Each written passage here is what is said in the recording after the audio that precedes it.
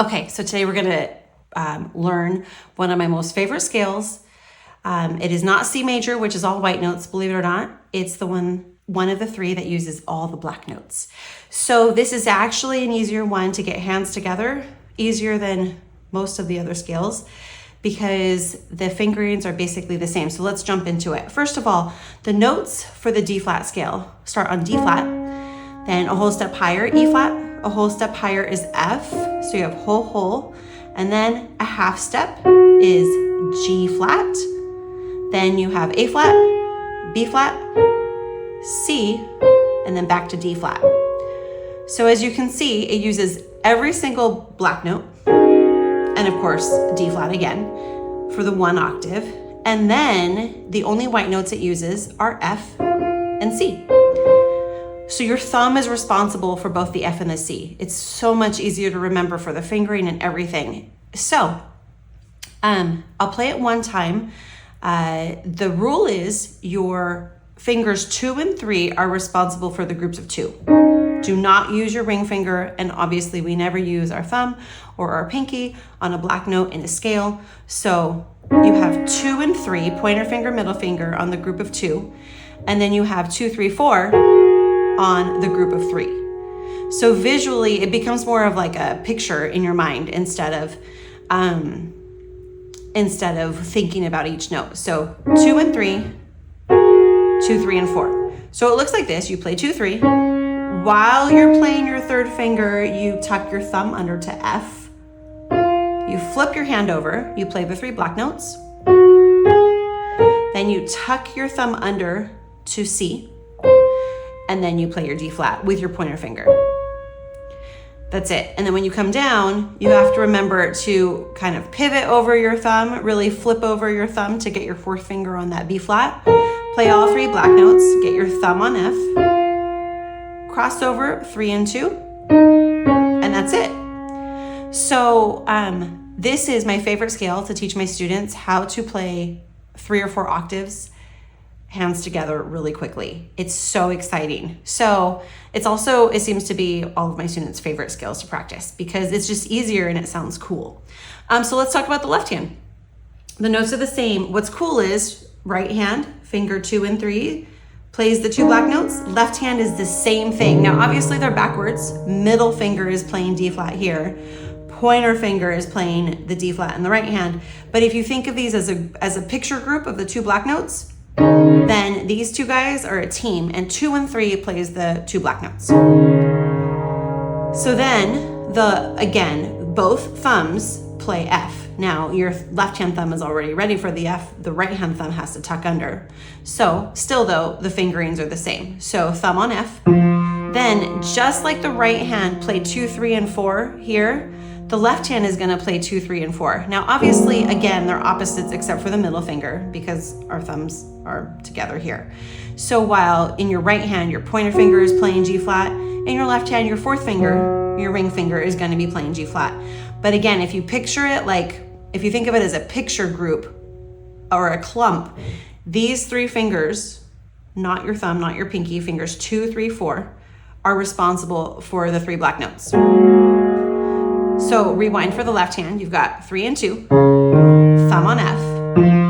Then you're gonna flip over, 4th finger, 4, 3, 2, thumb on C. Just make sure sometimes the thumb likes to stay close to the pointer finger. Just make sure it pops over to the C. And then when you cross over, do not cross with your pointer finger.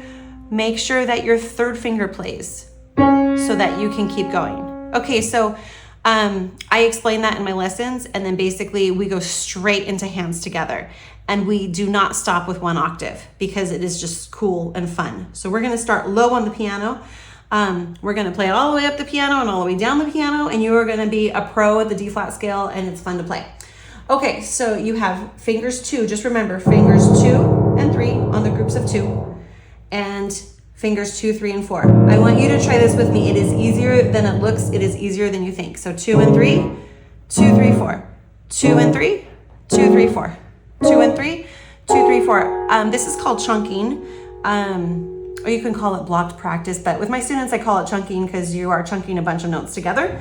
2 and 3, 2, 3, 4, and then when we get to the top, sometimes we do 2 and 3 out of habit, or we just finish with your D flat.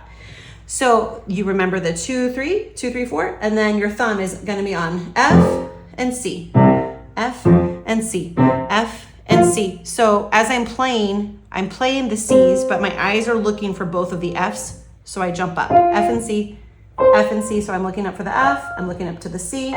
So my eyes are not looking where I'm playing, they're looking where I need to go.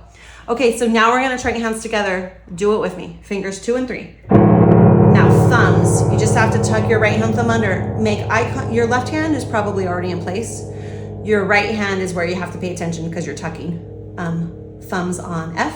Flip over. All 3 fingers be in place. Do not let go of the F. Okay, let's try it again because usually we all let go of the F when we're first trying this. So 2, 3. Yes, we are chunking. We are not playing the scale one note at a time. F's, play. Stand up your thumb. I hope you can see that my thumb is not flat. It is like standing up like this on the key. So thumbs on F. Do not let go. Flip over, pivot. So all 3 fingers are in place. Make sure you have 2, 3, and 4 on those black notes. Play them together. Then when you play them together, then you let go of the F. Tuck your fingers under. Do not let go. Tuck your thumbs under, in your right hand, but don't let go of the black notes. Get your thumb on C. Again, you're going to be standing up tall. Play C when you're sure both thumbs are on C. Flip over 2 and 3. I promise this will get faster. This is how we actually practice. You end up practicing so slow so you can talk yourself through it. Get your thumb on the F. Make sure both thumbs are on F. It's always better to make sure you're accurate than try to go fast because the speed will come, I promise. Okay, you got F's. Flip over. 2, 3, 4. Tuck under. Hopefully you are getting faster. So this is the best way to practice this. In lessons, keep going up the piano. In lessons, 2, 3, now thumb. This whole process takes no more than 10 minutes. So if you work with me, you've got it. At home, I say, go ahead and practice this. Always chunk first. It's good for the mind. It's actually harder because it makes every finger in place as long as possible, as early as possible. Okay, so now we're up to here to the D flat.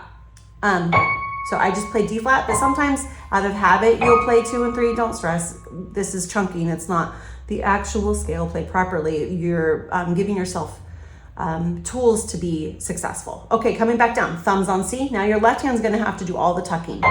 So all 3 fingers, 2, 3, and 4, pointer, middle, and ring on the group of 3. Tuck under, keep your fingers down until you press. That's one of the weirdest things if you're not used to doing that. 2 and 3, thumbs on C, all the black notes, thumbs on F, black notes, thumbs on C, black notes, thumbs on F, black notes, thumbs on C, black notes, thumbs on F, black notes, thumbs on C, black notes, thumbs on F, black notes. Did it. Okay, so now I say let's try to go faster. So we run that a few more times.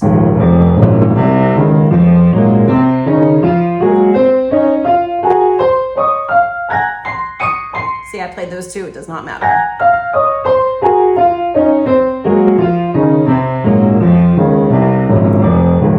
Okay, so when you're ready, as long as you keep your fingering the same and you practice the flip the same, you will be able to play this scale accurately the first time all up and down the piano. And it's always much more fun to play longer scales, more octave scales than just one, because it just sounds way more impressive.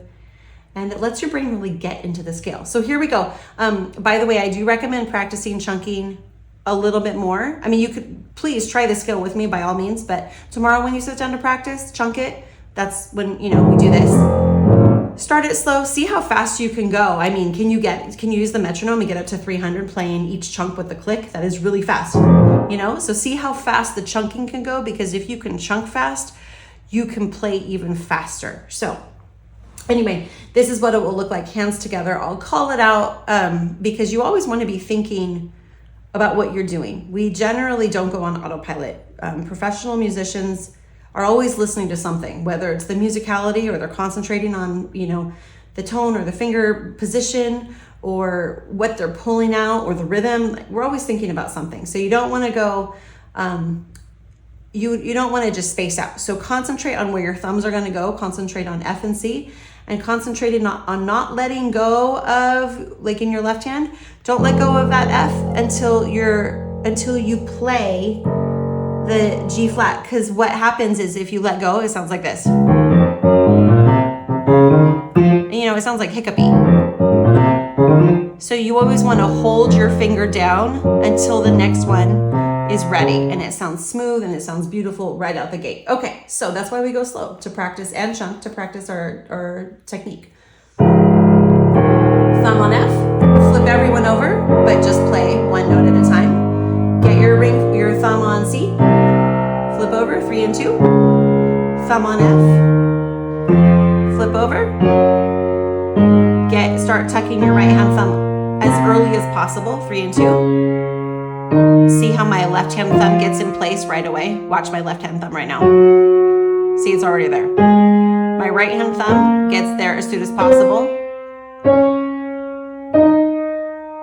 The faster your fingers can be in place in advance, the more accurate you'll be, the less searching for notes you'll have to play, and the better technique you'll have. Okay, coming down. Now, sometimes we practice the scale just going up several times. If you're like, oh, I got it going up and then going down, it just starts falling apart. Well, then just practice that like it's a different scale. So tomorrow, maybe you practice just going down a bunch. Or you can start at the top where I am right here, the top, the high notes, go down and then go back up. There's no rule that you have to start at the bottom, unless of course, like you're taking a test or something. So you've got your D flat. And as you can see, I crossed over because that was a slop. So when you're first learning scales, they always say, it's fine if you cross over with just your pointer finger. So when I know there's one note out of, I guess I can say sheer musical laziness, I'll cross over with my pointer finger instead of my third. So it just depends. If you know you're finishing, you know, pointer finger is okay. No one will frown upon that. It's generally what's taught, but so it's out of habit, but it's always, if you want to keep going, you got to put your third finger on the D flat. I don't know if you saw that, but anyway, moving on. So you got D flat. Let's get my third finger on there. D flat, thumb on C, flip all 3 over. Don't let go of your C, especially in your right hand, because it's harder to keep it down. Stand up your thumb, come down, get your right hand thumb in place as soon as possible. Your left hand will come a little bit slower because you're having to tuck under. Watch my right hand thumb right now. Watch my right hand thumb. See how it goes quickly to the white note. My left hand's a little bit slower,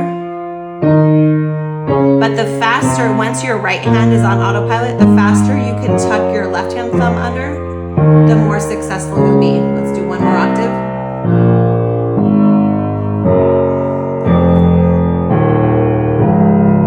And that, my friends, is the D flat scale, one of my favorites, because all you have are 2 white notes and all the black notes are the same. Hope you enjoyed your D flat scale.